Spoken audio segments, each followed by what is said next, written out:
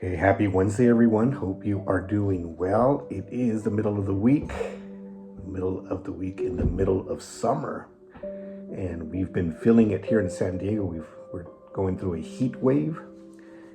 In case you're not familiar with San Diego, we normally don't have a lot of heat here during the summer. But we will get our heat waves in the last week, sometimes a few days, sometimes a week, sometimes longer. And that's what we're going through right now. And it's beautiful, though. It's a beautiful day. And this is In the Raw, unscripted, unpracticed, unedited conversation.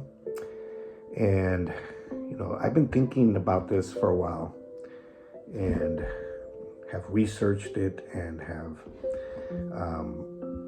looked into it. And it's the topic of mental health. It's a big topic these days. People talk about it ever since the pandemic. I feel that it became a very hot topic, a very popular thing. Where people were going through issues in their mental health. Quite honestly, before that, it wasn't as strong. I don't think it wasn't as talked about.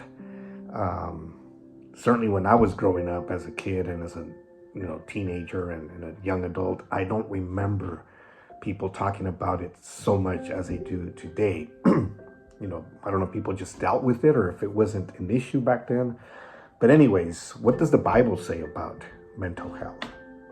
Well, the Bible doesn't explicitly address, what's known as the modern clinical mental health, but it offers a profound framework for the human condition.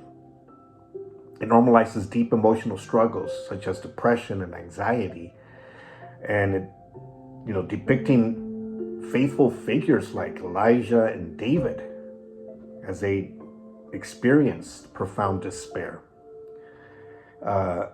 And the Bible frames God as a compassionate presence who offers comfort and rest and strength to the brokenhearted rather than condemning them.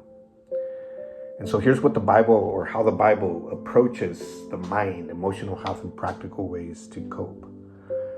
So the first thing is that I've discovered is that the Bible normalizes emotional pain.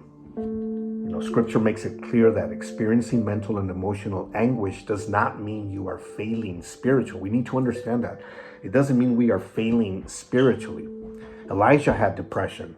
After facing severe threats, the prophet Elijah experienced deep burnout and despair, as you can read it in 1 Kings 19.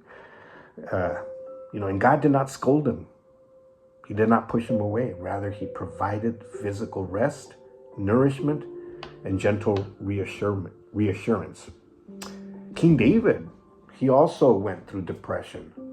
Throughout the Psalms, David openly cries out in anguish, fear, and sorrow. We can read it in Psalms 6, verses 6 through 7, and Psalms 34, verse 18. The Psalms demonstrate the bringing honest, messy emotions to God as a valid form of worship and processing.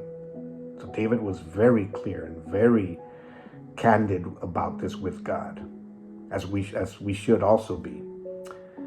The Bible also talks about comfort and peace in distress. It frequently calls believers to lean on God and community during seasons of distress, offering a message of hope and refuge. Philippians 4, 6, and 7 says, it encourages us, individuals to bring anxieties to God through prayer, promising that his peace, which transcends all understanding, will guard the heart and mind. 1 Peter 5:7 tells believers to cast all your anxiety on him because he cares for you, inviting individuals to let go of burdens they were never meant to carry alone. And the Bible also talks about the mind and physical well-being.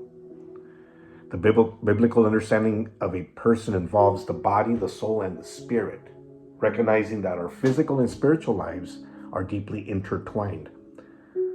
Paul talks about a thorn in the flesh in 2 Corinthians 12, 7 through 9. He says that there's a thorn in his flesh that he begged God to remove it.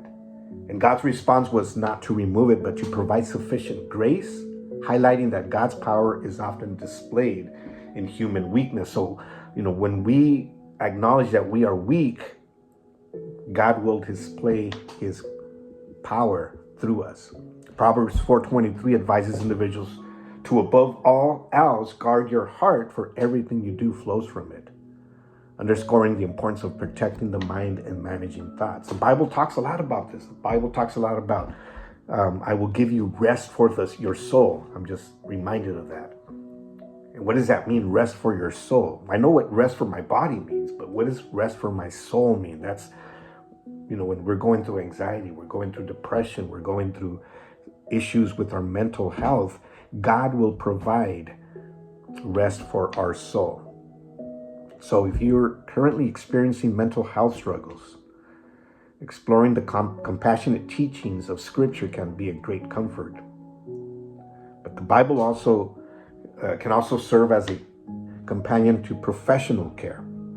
And I strongly encourage, if you're going through something like that, lean on God, lean on His Word, but also look for professional care.